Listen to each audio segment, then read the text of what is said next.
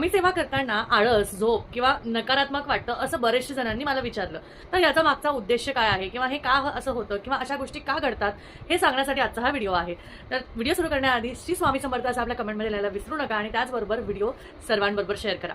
आपल्याबरोबर काही नकारात्मक शक्ती ज्या आहे त्या थोड्याशा लढत असतात, कारण आपल्यामध्ये पॉझिटिव्हिटी पण असते, आपल्यामध्ये निगेटिव्हिटी पण असते. त्याचमुळे जेव्हा आपण स्वामी सेवा किंवा कोणतीही सेवा करायला जातो तेव्हा आपल्यातला जो नेगेटिव्ह पार्ट असतो तो आपल्याला त्या गोष्टी करण्यापासून थांबवतो, कारण त्या गोष्टी त्याला होऊन द्यायच्या नसतात. त्याचबरोबर आपल्यामध्ये जे पॉझिटिव्हिटी असते त्याला अजून चांगला ऑरा क्रिएट करायचा असतो.